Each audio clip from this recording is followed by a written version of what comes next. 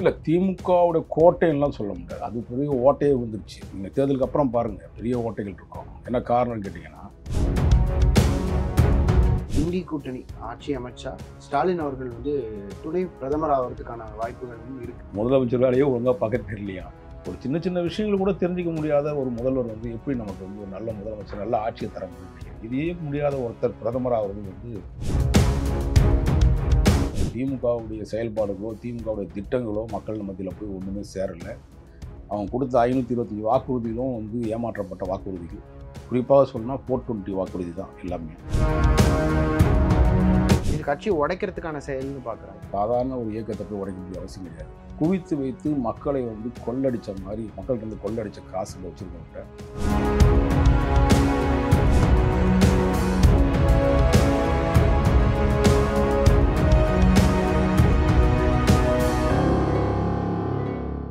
நேயர்களுக்கு வணக்கம். நான் உங்கள் நவநீத். இன்னைக்கு நம்ம கூட மூத்த பத்திரிகையாளர் வாராகி அவர்கள் இருக்காங்க. அவங்களோட தான் பேசுவோம். வணக்கம். வணக்கம் பிரதர். தமிழகத்துல பல அரசியல் மாற்றம் ஏற்படும் அப்படின்ற ஒரு நம்பிக்கையில எலெக்ஷன் ரிசல்ட் இப்போ வரப்போகுது. அதுக்கு முன்னாடி மோடி அவர்கள் தொடர்ந்து தமிழகத்துக்கு வர்றதை நம்ம பார்க்குறோம். எலெக்ஷன் டைம்ல இருக்கட்டும், எலெக்ஷன் முடிஞ்சதுக்கு அப்புறமா இருக்கட்டும், இப்போ விவேகானந்த சிலையில மெடிடேட் பண்ணதா இருக்கட்டும். ஸோ இதோடைய இன்டென்ஷன் என்னன்றது நம்ம புரிஞ்சுக்கிறது சார். தியானம் பண்ணுறதும் சாமி கும்பிட்றதும் தவறா? இன்னைக்கு கண்டிப்பா இல்லை. அது சும்மா தேவையில்லாத அரசியல். இப்போ நம்ம கூட தான் சொல்லுவோம். இப்போ எங்கள் எதிர்கட்சி சொல்கிறாங்க தேர்தல் விதிமீறல்கள் அப்படின்னாங்க. என்ன விதிமீறல் இருக்குது? சாமி கும்பிட்றது சரி, ரைட்டு. இன்றைக்கி சொல்லக்கூடிய திமுக அரசாங்கமே, திமுக சில பிரமுகர்கள், இன்றைக்கி கலைஞருடைய பிறந்த நாள். நான் பார்த்த மூத்த அரசியல் தலைவர், பத்திரிகையாளருக்கு மிகப்பெரிய ஒரு தூணாக இருந்தவர், என்றைக்குமே பத்திரிகையாளருடைய பாதுகாவலாகவும் இருந்தவர். அவருடைய பிறந்த நாளுக்கு இன்றைக்கி இவ்வளோ கூட்டம் சேர்ந்துருக்க, அங்கே போய் உட்காந்துருக்கீங்களே, சபதம் போடுறீங்களே, அதெல்லாம் விதிமீறல் இல்லையா? அது விதிமீறல் இல்லைன்னா அவர் தியானம் பண்ணதில் விதிமீறல் கிடையாது. தமிழகத்தில் அடிக்கடிக்கு வராருன்னா, ஒரு பிரதமர் தமிழ்நாட்டுக்கு தொடர்ந்து வர்றது பெருமையா இல்லை அது பெருமை? இதுக்கு முன்னாடி வந்ததெல்லாம் பல்லாயிரக்கணக்கான கோடி ரூபாய் ஸ்கீமை கொண்டு வந்தார். இந்த முறை மட்டும்தான் அவர் வந்ததே தியானம் பண்ணணும் அவருக்காக வந்தார். தியானம் பண்ணுறது இன்றைக்கி ஒன்றும் புதுசு இல்லை. சென்ற முறை தேர்தல் முடிந்தப்பவும் அந்த சம்பவம் நடந்திருக்கு. 2019 14 நடந்திருக்கு. இன்றைக்கி தமிழ்நாட்டுக்கு அவர் தியானம் பண்ணுறத இதை அரசியலாக்குறாங்கன்னா, இது எவ்வளோ கேவலமான எண்ணங்களும் சிந்தனைகளும் இருக்குன்றது மட்டும் அந்த அரசியல் தலைவர் தெரிஞ்சுக்கணும். மக்கள் பார்வையில் கடந்த ஒரு 5 வருட காலத்தில் இத்தனை முறை வராத திரு மோடி அவர்கள் எதற்காக இந்த எலெக்ஷன் குறித்து, இந்த எலெக்ஷன் சமயத்தில் எதற்காக மறுபடியும் மீண்டும் மீண்டும் ஒரு ஊர்லேயும் வரக்கூடிய ரேலியாக இருக்கட்டும், இல்லை ஒரு ஊர்லேயும் நடக்கக்கூடிய முக்கியமான ரோட் ஷோவாக இருக்கட்டும், அது எல்லாத்துக்குமே வர்றதுக்கான காரணம்? ரோட் ஷோ மோடி மட்டும் தான் நடத்தினாரா? ஸ்டாலின் நடத்தலையா? வடசென்னையில் தேர்தலில் நடத்தினார்ல. இதெல்லாம் என்னென்னா, சும்மா ஏதாவது விமர்சனம் பண்ணணும் மோடியை நினச்சிட்டு இருக்கீங்க. நீங்கள் விமர்சனம் செய்ய செய்ய செய்ய அவருடைய வளர்ச்சி பெருசாகிட்டு தான் இருக்குது. அதனால் நாம் ஒன்றும் பிஜேபி ஆதரவாளரும் கிடையாது, பிஜேபி எதிரானதும் கிடையாது, நாம் பிஜேபி கட்சிக்காரனும் கிடையாது. ஒரு பாரத பிரதமர் நம்ம நாட்டுக்கு வராங்க, அதுவும் நம்ம குறிப்பாக தமிழ்நாட்டுக்கு வரும்போதெல்லாம், ஒரு மாநிலத்துக்கு வரும்போது ஏதோ ஒரு ஸ்கீமை கொண்டு மக்கள் மத்தியில் கொடுக்குறாரு. வெற்றிகரமாக அந்த ஸ்கீம் நடந்திருக்குது. பல ஊர்களில், பல நாடுகள் நம்ம பல விஷயங்களை பார்க்குறோம்ல. எல்லா தலைவர்களும் பிரதமர் வர்றதே பெரிய விஷயம். ஒரு காலகட்டத்தில் இந்த பக்கம் தமிழ்நாட்டை எட்டியே பார்க்காத எத்தனையோ பிரதமர் இருந்தாங்க. அதையெல்லாம் தாண்டி நம்ம நாட்டுக்கு பிரதமர் நம்ம தமிழ்நாட்டுக்கு வராருன்றது, ஒரு மாநிலத்துக்கு வராருன்னா மாநிலத்துக்கு ஒரு பெருமை, மாநிலத்துக்கு கொடுக்கக்கூடிய சலுகைகள், நம்ம தமிழ்நாட்டுக்கு வழங்கியிருக்கின்ற எத்தனை ஸ்கீம் திட்டங்கள். அதுதான் கேள்வி. இப்போ நிறைய பேருக்கு என்ன ஸ்கீம் வந்திருக்கு அப்படின்னு கேட்குறாங்க. என்ன ஸ்கீம் தரலன்னு சொல்லுங்கள், நான் அதுக்கு விளக்கம் சொல்கிறேன். ஓகே, நீங்கள் ஒன்றும் நம்ம சொல்லிலாம் பண்ண வேண்டாம். பெண்களுக்குன்னு எடுத்துப்போமா? எல்லா துறையிலையுமே சொல்கிறேன். நீங்கள் போங்க நெட்டில், இன்டர்நெட்டில், நீங்கள் நம்ம சொல்லி புரிய வேண்டிய அவசியம் இல்லை. இன்டர்நெட்டில் போயிட்டு மத்திய அரசு கொடுக்கப்பட்ட எத்தனை ஸ்கீமில் தமிழ்நாட்டுக்கு என்னென்ன வந்திருக்குன்றதை தெளிவாக பார்த்துக்கலாம். நம்ம சொல்லி பொய் சொல்லணும் அவசியம் கிடையாது. ஏன்னா என்ன ஸ்கீமு எந்தெந்த வருஷத்தில் கொடுத்துருக்காங்க, எந்த தேதி கொடுத்துருக்காங்க, அந்த ஸ்கீமில் எப்படி தமிழ்நாடு காப்பி அடித்து அந்த பணத்தை இவங்க எப்படி ஸ்டிக்கர் ஒட்டிக்கிறாங்க, இதெல்லாம் நம்ம பார்த்துன்னு தானே இருக்கிறோம். அதனால் மோடியுடைய வளர்ச்சியை யார் நினைச்சாலும் இப்போ தடுக்க முடியாத அளவுக்கு அசாரமான ஒரு வளர்ச்சி வந்திருக்குது. அதை மாற்றுக்கிறதே கிடையாது. 3வது வாட்டியும் திரு மோடி அவர்கள் பதவி ஏற்பார்னு சொல்லி எக்ஸிட் போல்ஸ் நிறைய கருத்து கணிப்புகள் சொல்றாங்க. ஒரு பக்கம் வந்து இது கருத்து கணிப்புகள் அப்படின்றத தாண்டி ராகுல் காந்தி அவர்கள் என்ன சொல்றாருன்னா, இது கருத்து திணிப்பு. இது மோடி அவர்களால் செய்யப்பட்ட ஒரு அஜெண்டா அப்படின்ற ஒரு கருத்தை வந்து முன்வைக்கிறார். உங்கள் பார்வை. கடந்த முறை தேர்தல் 2009 சரி 2004லையும் காங்கிரஸ் இயக்கம் படுதோல்வி அடையும்னு சொன்னாங்க. இதே எக்ஸிட் போல்ல. அது உறுதினா இதுவும் உறுதி தான். இந்த முறை வந்து அதிகப்படியான சீட்டுக்களை சொல்லியிருக்காங்க. நான் அதையும் தாண்டி சொல்கிறேன், அதிகமாக இன்னும் சீட்டு வரும். நான் பல மாநிலங்களில் வந்து பயணம் பண்ணதுனால சொல்கிறேன். மோடி அவர்களுக்கு அதிகமான சீட்டு இப்போ கூடும். எனக்கு தெரிஞ்சு கிட்டத்தட்ட 400 தொற்றுவாங்க. ஏன்னா நான் பல மாநிலங்கள் இவங்க என்ன சொல்கிறாங்கன்னா வந்து தமிழ்நாடும் வெஸ்ட் பெங்காலும் மட்டும்தான் கொஞ்சம் கஷ்டம். ஆனால் வெஸ்ட் பெங்காலே இப்போ வந்து வேற ஒரு சூழ்நிலையை மாறிடுச்சு. 50% அந்த அம்மா மம்தா பானர்ஜி அடித்தாங்கன்னா பெரிய விஷயம். இந்த மாதிரி ஒவ்வொரு இடத்துலையுமே வந்து மோடியுடைய வளர்ச்சி அபாரமான, அதாவது சொன்ன சாதாரண ஒரு ஸ்கீம் மேட்லேயே சொல்கிறேன் உங்களுக்கு. டாய்லெட் இல்லாத பகுதிகள் நம்ம வடசென்னை தமிழ்நாட்டில் பார்த்தீங்கன்னா, சென்னையில் வடசென்னை வந்து ரொம்ப மோசமான சூழ்நிலை பார்த்துருப்பீங்க. நம்ம மாசு நம்முடைய சுகாதாரத்துறை அமைச்சராக இருந்தால் அவர் மேயராக இருக்கும் இந்த காலகட்டத்தில் அவர் ஒரு ஸ்கீம் கொண்டு வர்றார். கலைஞர் ஆட்சி. எச்ச துப்புனா பெனால்ட்டி, அபராதம். குப்பையை போட்டினா அபராதம். சென்னை மாநகரம் உங்களுக்கு தெரியும் எவ்வளோ நெருக்கடி பகுதி, நெருக்கடியான மக்கள் தொகை உள்ள ஒரு இடம். இந்த ஸ்கீம் வந்து வரவேற்கக்கூடிய விஷயமான்னு கேட்டால் 100% வரவேற்கக்கூடிய விஷயம். ஆனால் அதற்கு முன்பாக நீங்கள் செய்ய வேண்டிய ஒரு விஷயம் இருக்குல்ல, அடிப்படை வசதிகளுக்குள்ள இப்போ வடசென்னை பார்த்தீங்கன்னா வேறு லெவலில் ஓரளவுக்கு வந்திருக்கு. ஒரு 60-70% நல்லா வளர்ச்சி அடைஞ்சிருக்குது. அன்றைக்கி வந்து சாலை போக்குவரத்து கிடையாது, பிரிட்ஜு கிடையாது, டாய்லெட் கிடையாது. ஒரு பெண்களெல்லாம் வந்து சாலை ஓரமாக தான் வந்து அடிப்படை உரிமைகளை அவங்க பார்க்குறது. அந்த நேரத்தில் ஒரு காரோ இல்லை 2 வீலர் லைட் அடித்தாங்கன்னா அந்த இயற்கை உபாதை கூட அவங்க சரியான முறையில் கழிக்க முடியாத அளவுக்கு தான் இருந்த ஊர். அந்த நேரத்தில் இது மாதிரியான ஒரு ஸ்கீமை கொண்டு வரும்போது நான் ஒரு போராட்டமே அறிவித்தேன். மாநகராட்சி முன்பு காரி உமிழும் போராட்டம்னு அறிவித்தேன். அதே போல் பத்திரிகை ஜூனியருடனில் ஒரு பெரிய செய்தியாக வரப்பட்டது. கலைஞர் அவர்கள் கூப்பிட்டு மாசுவை அவன் கேட்குறது சரியான கேள்வி தானே கேட்குறான் அப்படின்னு கலைஞர் திட்டி விட்டார். அப்புறம் மேயரும் வந்து அன்றைக்கி நிகழ்க அமைச்சராக இருக்கக்கூடிய மாசு வந்து இந்த ஸ்கீமை கைவிட்டார். ஏன்னா இன்றைக்கி வரையும் பாருங்கள், டாய்லெட் வந்து இலவச கழிப்பிடம் சென்னையில் இருக்குது. சென்ற ஆட்சியில் கொண்டு வந்த அந்த நடமாடும் கழிப்பிடங்கள் கொண்டு வந்தாங்க. அதெல்லாம் வந்து இன்றைக்கி எங்கே இருக்குன்னே தெரியல. அது பராமரிப்பு கிடையாது. பல டாய்லெட்டுகளில் வந்து பார்த்திங்கன்னா இன்றைக்கி வந்து கவுன்சிலரும் எம்எல்ஏக்களும் தான் வசூல் பண்ணிட்டு அடைகிறாங்க. உதாரணத்துக்கு சொல்கிறேன், கோயம்பேடு பஸ் நிலையத்தில் கிட்டத்தட்ட 64 கழிப்பிடங்கள் இருக்குது. ஆனால் அந்த பகுதியினுடைய எம்எல்ஏ, விருகம்பாக்கத்தினுடைய தொகுதி எம்எல்ஏ, அவருடைய பினாமி பேரில் கக்கூசோட விட்டு வைக்க மாட்டாங்க. இன்றைக்கி பிரபாகர் ராஜான்னு ஒரு எம்எல்ஏ இருக்கார். எங்கே பார்த்தாலும் வசூல். இந்த மாதிரி ஸ்கீம் நான் சொல்கிறதுக்கு வந்தேன்னா, அப்போ இன்றைக்கி பார்த்தீங்கன்னா இந்தியா முழுக்க அந்த ஸ்கீமை கொண்டு வந்தாங்க இந்திய மோடி அரசு. அந்த மோடி அரசு கொண்டு வந்த ஸ்கீம் வந்து மக்கள்கிட்ட ரொம்ப பெரிய லெவல் இருந்துச்சு. நான் வந்து டெல்லிலாம் பார்த்தீங்கன்னா ரொம்ப மோசமான சூழ்நிலை இருந்துச்சு. நார்த் டெல்லிலாம் போகவே முடியாது. இன்றைக்கி எல்லா இடத்துலையுமே கழிப்பிடங்கள் இருக்குது. பீகாரில், உத்தரப்பிரதேசில், பல மாநிலங்களில் பார்த்தீங்கன்னா ரொம்ப மோசமான பின்தங்கிய மக்கள், அதுவும் ஒடுக்கப்பட்ட மக்கள், அதில் வந்து ரொம்ப வறுமையின் உச்சத்தில் இருக்கக்கூடிய மக்களை இன்றைக்கி ஓரளவுக்கு தரத்துலேருந்து கொஞ்சம் ஏற்றி கொண்டு வந்து அந்த டாய்லெட் ஸ்பெசிலிட்டிஸ். ஆனால் ஒரு சின்ன ஸ்கீமுக்காக சொல்கிறவங்களுக்கு இது பெரிய சக்ஸஸ். அடிப்படை இயற்கை உபாதை போகக்கூடிய விஷயங்கள் கூட இன்றைக்கி நல்லா நடந்தது. தமிழ்நாட்டில் தான் பல ஸ்கீம்களை வந்து இவங்க ஸ்டிக்கர் ஒட்டி மாற்றிக்கிட்டு நாங்கள் தான் பண்ணுறோன்னு சொல்லிக்கிறாங்க. தவிர என்னை பொறுத்த வரையும் மோடி அரசு ஒரு 10 ஆண்டு காலத்தில் எந்த ஊழல் இல்லாமல், லஞ்சம் இல்லாமல், லஞ்சம் அங்கே ஒன்று இங்கே ஒன்று நடந்திருக்கலாம், பெருசாக ஒன்றும் பேசப்படலை. ஆனால் மோடி அரசு வந்து நல்லபடியாக செஞ்சுருக்காங்க. அதனால தான் சொன்னேன், அந்த எக்ஸிட் போல் வந்து குறைவாக தான் கொடுத்துருக்காங்க, அதிகப்படியாக வரதுக்கு வாய்ப்பு இருக்குதுன்னு சொல்கிறேன். நாளைக்கு ஒரு நாள் தானே, இன்னும் 18 மணி நேரம் இருக்குது, அதில் எல்லாமே தெளிவடைஞ்சிடும். பிஜேபி மட்டும் தனி பெருமாட்சியாக எவ்வளோ வாக்குகள் வாங்குறதுக்கு, எவ்வளோ சீட்டுகள் ஜெயிக்கிறதுக்கான வாய்ப்பு இருக்குன்னு? பிஜேபி மட்டும் பார்த்தீங்கன்னாலும் ஒரு 220 சீட்டுக்காவது வாங்கிடுவாங்க. நல்லா இருக்குங்க. நீங்கள் இவ்வளோ பேசுகிறோம்ல, 175லேருந்து 220 வரையும் கண்டிப்பாக வாங்கிறதுக்கான வாய்ப்புகள் இருக்குது. நம்ம சும்மா பொதுவாக அடிச்சு விட்டு போயிட முடியாது. நான் தொகுதி நிலவரங்களையும் கள நிலவரங்களையும் ஏன் அந்த எக்ஸிட் போலுடைய விஷயங்களையும் ஒரு 11 நிறுவனங்கள் வந்து பெரிய நிறுவனங்கள் எல்லாமே இதையே தொடர்ந்து காலங்காலமாக செஞ்சுட்டு வர விஷயங்கள். அவர் சொன்னது அன்னைக்கு வந்து பிஜேபி தான் ஆட்சியை பிடிக்கும்னு சொன்னாங்க, மோடி பிரதமரான்னு சொன்னாங்க. அதை வச்சு தான் இன்னைக்கு வரையும் நடந்துட்டு இருக்குது. தொடர்ந்து இந்த 2 எலெக்ஷனையும் பார்த்துட்டு 3வது எலெக்ஷன்லையும் அது வெற்றிகரமாக நடக்குமா இல்லையான்னு இன்னும் ஒரு 18 மணி நேரம் தெரிய தான் போகுது. இந்த நேரத்தில் நம்ம மத்தியானம் அவனுக்கு ரிசல்ட் தெரிஞ்சிடும் இன்னைக்கு.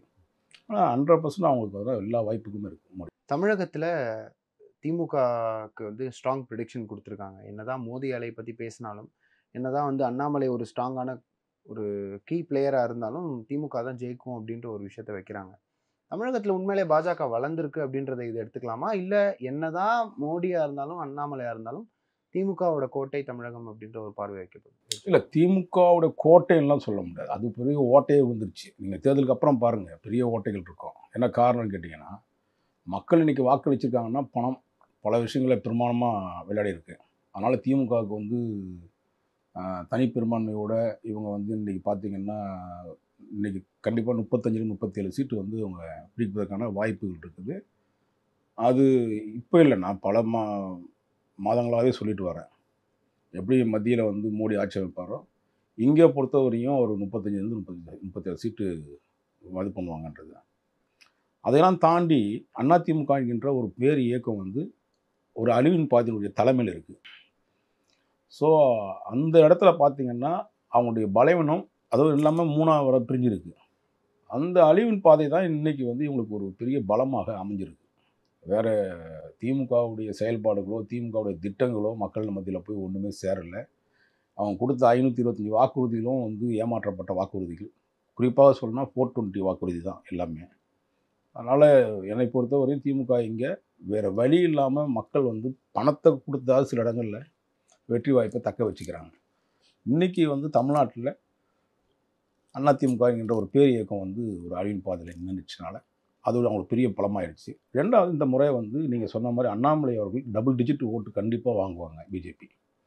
அண்ணாமலை வந்து ஒரு அசுர வளர்ச்சி. அதாவது பிஜேபி இதுவரையும் செய்ய முடியாத ஒரு சாதனையை அண்ணாமலையுடைய தலைமையில் வந்து மிகப்பெரிய ஒரு விஷயத்தை கொண்டு வந்து காமிப்பாங்க. என்னை பொறுத்தவரையும் பிஜேபி வந்து 2026 ஒரு பெரிய மாற்றத்தை உருவாக்குறதுக்கான வாய்ப்புகள் இருக்குது. இந்தி கூட்டணி ஆட்சி அமைச்சா ஸ்டாலின் அவர்கள் வந்து ஒரு முக்கியமான பதவியில் இருப்பார். அண்ட் அது மட்டும் இல்லாமல் துணை பிரதமர் ஆகிறதுக்கான வாய்ப்புகளும் இருக்குன்ற மாதிரி ஒரு விஷயங்கள் நம்ம வந்து கேள்விப்படுறோம். முதலமைச்சர் வேலையே ஒழுங்காக பார்க்க தெரியலையா? இது எப்படி நான் ரஜினிகாந்த் ஒரு படத்தை சொல்லுவாத்துல, எழுந்து நிற்க முடியாத ஒருத்தனுக்கு 7 பொண்டாட்டியானுவான். அந்த மாதிரி நீங்கள் சொல்கிறதெல்லாம் நடக்காதுன்னு எடுத்துக்கலாம். சான்ஸே இல்லைங்க. என்னை பொறுத்த இந்தி கூட்டணி 100 வாங்கினா பெரிய விஷயங்க. இதாக யதார்த்தங்க. நாம பல முறை நான் தமிழக அரசின் மீது அவருடைய செயல்பாடுகளை பற்றி நான் வந்து கடந்த 2 வருஷமாகவே நான் சொல்லிட்டு வரேன். இது வந்து ஒரு நம்ம எதிர்பார்த்த ஒரு 10 வருஷம் ஆட்சியில் இல்லை, ஒரு பொறுப்பான முதலமைச்சர் இருப்பார், அவருக்கு இவ்வளோ பெரிய அனுபவங்கள் இருந்துச்சு. அந்த அனுபவத்தை எப்படியாவது பண்ணி பார்த்தா இப்போ தான் தெரியுது, அப்பா தான் நல்ல அனுபவத்தோடு இருந்திருக்கார் போல கலைஞர் அவர்கள். இவருக்கு ஒன்றுமே தெரியலைன்ற விஷயங்கள் பல விஷயங்களை ரொம்ப கடுமையாகவே. ஏன்னா ஒரு சின்ன சின்ன விஷயங்கள் கூட தெரிஞ்சிக்க முடியாத ஒரு முதல்வர் வந்து எப்படி நமக்கு வந்து ஒரு நல்ல முதலமைச்சர் நல்ல ஆட்சியை தர முடியும்னு நினைக்கிறேன். இதே முடியாத ஒருத்தர் பிரதமராகிறது வந்து இந்த 2024 மிகப்பெரிய காமெடியாக தான் நான் பார்க்குறேன். இதில் சபரீசனோட ரோல் எங்கே வருது? சபரீசனை பொறுத்தவரையும் அவர் வந்து இன்னைக்கு கொஞ்சம் நாளைக்கு ஒதுங்கி இருக்கிறதா தகவல். ஆனால் இப்போ சமீபத்தில் பார்த்தீங்கன்னா இந்த பிரசாந்த் கிஷோர் வந்து ஸ்டாலின் அவர்கள் சந்தித்தது பிறகு இப்போ சொன்னது என்னென்னா, மோடி ஆட்சி வந்து நிச்சயம் அமையும், நீங்கள் நினைக்கிற மாதிரி கணக்கு போடாதீங்க, உங்களுக்கு நெருக்கடிகள் அதிகமாக ஏற்படும் அப்படின்னு சொல்லிட்டாரு. அட்வைஸும் பண்ணிட்டாரு. அதன் அடிப்படையில் ஏன்னா உங்களுக்கு தெரியும், சபரீசனை பொறுத்தவரையும் வந்து அமித்ஷாவுடைய மகன் ரொம்ப நெருக்கமான ஒரு தொடர்பு இருக்கிறாங்க. அந்த தொடர்பை வச்சுட்டு தான் இவங்களை காப்பாற்றிப்பாங்கன்னு நினைக்கிறேன்.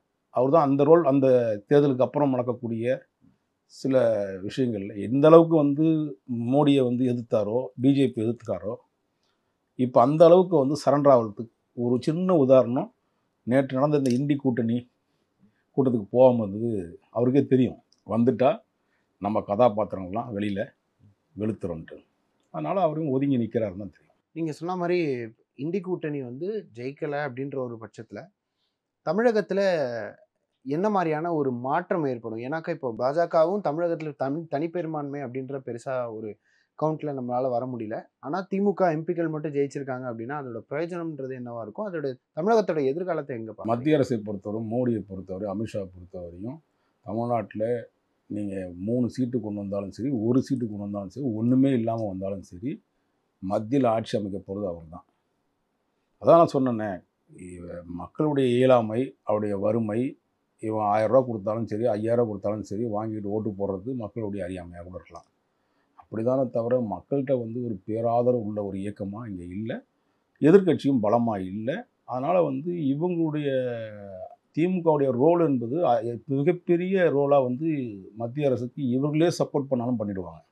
ஏன்னா அவ்வளோ பிரச்சனையை அவங்க வச்சுருக்காங்க கையில். ஊழல் நிறைந்த ஒரு ஆட்சின்னா இந்த திராவிட முன்னேற்ற திராவிட மாடல் ஆட்சி தான். அதனால் அவங்க சந்திக்க வேண்டிய பிரச்சனைகள் ஏராளமாக இருக்குது. அதுக்கு முன்னாடி முதல்ல பிஜேபி ஆட்சி உட்கார்ந்தாலும் அதிமுகவை முதல்ல அசைன்மெண்ட் போட்டு காலி பண்ணுவாங்க. அடுத்தது தான் திமுக. ஏன்னா துரோகம், எதிரி. துரோகி முக்கியமா, எதிரி முக்கியமானு பார்த்தா துரோகியம் தான் நம்ம முதல் டார்கெட்டாக இருக்கணும். நம்ம ஊரில் தந்தை பெரியார் அவர்கள் வந்து சொல்கிற மாதிரி பாப்பானா இல்லைன்னா பாம்பான்னு கேட்கும்போது முதல்ல பாப்பான் அடிப்பா அப்புறம் பல்லடி போனார். அதெல்லாம் சும்மா ஒரு இதுக்காக அடிச்சுட்டு போயிட்டார். நம்மளை பொறுத்தவரையும் துரோகிகளை தான் முதல்ல ஒழிக்க போடணும். இப்போது அதிமுகவில் நீங்கள் சொன்ன மாதிரி அதிமுகவுக்கு அகைன்ஸ்டாகவே ஆக்ஷன் எடுக்கிறாங்கன்னு வச்சு, அதிமுகவில் இருக்கக்கூடிய முக்கிய எம்எல்ஏக்கள் இல்லை முக்கிய பிரமுகர்கள் யார் வெளிவரதற்கான வாய்ப்பு? என்னை பொறுத்தவரையும் இப்போ சமீபத்தில் ஒரு 2 வாரமாக வந்து சசிகலா அம்மையார் வந்து ஒரு அருமையான காய் நகரத்தில் பண்ணிட்டு வர அரசியலில். சென்னையில் முன்னாள் மாவட்ட செயலாளர், இன்னாள் மாவட்ட செயலாளர்களில் ஒரு இன்னாள் மாவட்ட செயலாளர் 2 பேருக்கு அசைன்மெண்ட் வந்துடுச்சு. முன்னாள் மாவட்ட செயலாளர்களில் பக்கத்தில் இருக்கக்கூடிய திருவள்ளூர் இந்த மாதிரி பகுதிகளெல்லாம் கூட 1-2 பேர் எடுத்துடுறாங்க. அதை தாண்டி தமிழ்நாடு முழுக்க ஒன்றிய தலைவர்கள் பெருந்தலைவராக இருக்கவங்க, ஒன்றிய சேர்மனுங்க, இன்னொரு விஷயம் பார்த்திங்கன்னா எம்எல்ஏக்களே கிட்டத்தட்ட இந்த முறை ஒரு 12 பேர் வந்து வெளியே வருவாங்க. அதெல்லாம் தாண்டி குறிப்பாக பேரே சொல்லிடலாம் ஒருத்தரை, வேலுமணியும் கண்டிப்பாக அவர் தலைமையில் ஒரு கூட்டம் சேரும். ஏன்னா அவர்கிட்ட பணம் இருக்குது கோடிக்கணக்கில். அவர்கள் செய்த தவறுகளை திரும்பி வந்து மக்கள்கிட்ட அவரை காப்பாற்றிக்கணுன்னா அவர் நிச்சயமாக அவர் தலைமையில் தான் இன்றைக்கி அணி பிரியும். செங்கோட்டையன் ஒரு டீம் வச்சுருக்காரு, அவர்கிட்டையும் ஒரு டீம் இருக்குது. வேலுமணி பிரிஞ்சால் கிட்டத்தட்ட வந்து ஒரு 20 எம்எல்ஏ வெளியே வந்துடுவாங்க. வேலுமணி வெளியே வந்துட்டாவே மற்ற ஆட்கள்லாம் வெளியே வந்துடுவாங்க. அந்த சதுரங்க வேட்டை சசிகலா அவர்கள் மிக தெளிவாக பண்ணியிருக்காங்க. எனக்கு தெரிஞ்சு ஜூன் 6 சசிகலா அம்மையார் வீட்டில் கட்சி நிர்வாகிகள் எல்லாம் காத்திருப்பார்கள்னு நினைக்கிறேன். இப்போ அதே மாதிரி நீங்கள் முன்னாடி சொன்ன மாதிரி திமுக வந்து முக்கியமான ஒரு ஒரு ஸ்டேஜில் இருக்காங்க அப்படின்ற மாதிரி ஒரு விஷயம் சொன்னீங்க. இப்போ அதே மாதிரி அவங்க சொல்லக்கூடிய விஷயம் என்னென்னா, 2 பெரிய நிறுவனம் ஐடிஆர், இன்கம் டேக்ஸு, இடி, இவங்க 2 பேரையும் வச்சு யாராக இருந்தாலும், எவ்வளோ பெரிய ஆளாக இருந்தாலும், எவ்வளோ பெரிய கட்சியாக இருந்தாலும், பலமாக இருந்தாலும், எவ்வளோ பெரிய பேராக இருந்தாலும் அது உடைக்கிறதுக்குனே பாஜக அரசு செயல்படுது அப்படின்ற ஒரு பார்வை வைக்கிறாங்க.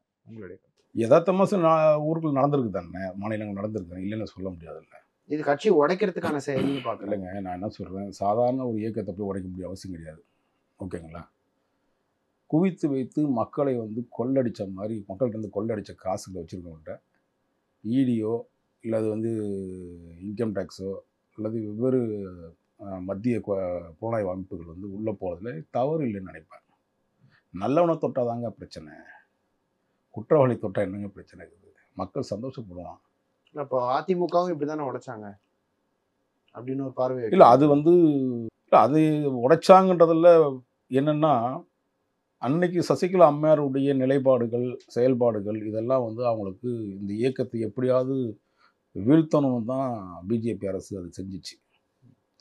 அதே காலத்தில் எடப்பாடி ஏன் கையில் எடுத்தாங்கன்னா, எடப்பாடி வந்து சில விஷயங்களை அவங்க கையில் எடுத்து வச்சுக்கிட்டாங்க. எடப்பாடிக்கு வந்து ஒரு துரோகம் பண்ணுவது ஒன்றும் புதுசு கிடையாது. இது ஒன்றும் இன்றைக்கி நடக்கிற விஷயம் இல்லை.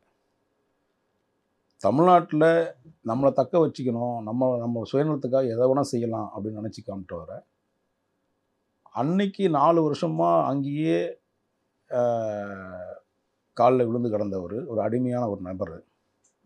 அதிமுக உடைச்சதில் வந்து பெரும்பங்கு வந்து மோடி அவர்களுக்கு இதை சொல்கிறத விட அதிமுக மேல் மட்டத்தில் இருக்கக்கூடிய நிர்வாகிகளுடைய விஷயம்தான். ஏன்னா அவர்கள் செஞ்சிருக்க தவறுகள் அந்த 4 ஆண்டு ஆட்சியில் கடைசி வரையும் தவறில் தான் நடந்துச்சு.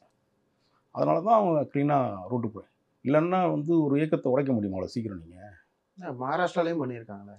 அதுதான் சொல்கிறேன். மகாராஷ்டிராவில் என்ன பிரச்சனை? ஷிண்டேவுடைய இஷ்யூ. அங்கேயும் இதே மாதிரி தானே.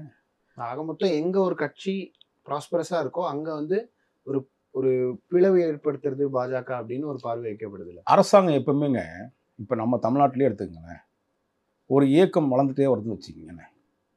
எக்ஸாம்பிளுக்கு இதை ஒரு இயக்கத்தை சொல்கிறோம். அந்த இயக்கம் வளர்ச்சியும் அதை எப்படி வந்து வீழ்த்துவது என்பதற்காக உளவுத்துறைக்கு இப்போ இது பண்ணுவாங்க, ஒரு அசைன்மெண்ட் கொடுப்பாங்க கவர்மெண்ட்டு. உளவுத்துறை அதை செய்யும்.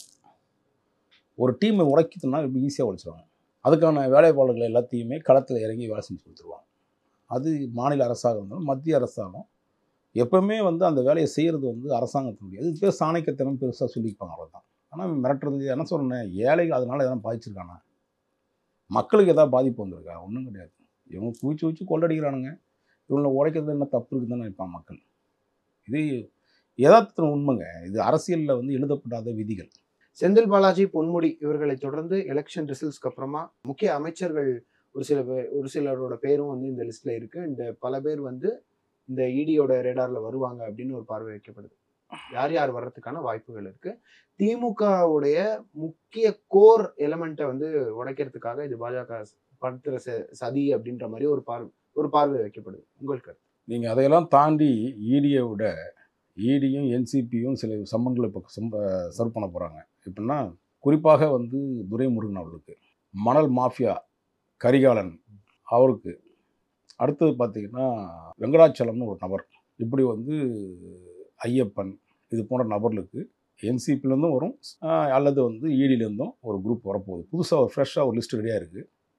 நான் இன்னும் 2-3 நாட்கள் அதை வெளியிடுவேன், இந்த தேர்தல் காலம் முடிஞ்சதுக்கப்புறம். திரு மு க ஸ்டாலின் அவர்கள் வந்து உள்துறை செயலாளர் அமுதா அவர்களை கூப்பிட்டு அவர்கள் மீது பெரும் கோபத்தில் இருக்கிறதா ஒரு செக்ரட்டரியேட் வட்டாரங்கள் ரொம்ப இன்ஃபர்மேஷனை கசகசுக்கிறாங்க. ஸோ இதை பற்றின உங்களுடைய கருத்து, அண்டு நிறைய அதிகாரிகள் மேலே, நிறைய பியூரோக்ராட்ஸ் மேலே வந்து ஆக்ஷன் எடுக்கிறதா நம்ம வந்து கேள்விப்படுறோம். அதாவது இந்த தேர்தலுக்கு பிறகு 7ஆம் தேதி ஒரு பெரிய ஆஃபீஸர்ஸ் சேஞ்சஸ் வருங்க. 7க்கு அப்புறம் பார்த்தீங்கன்னா 17ஆம் தேதி கூட வரலாம்.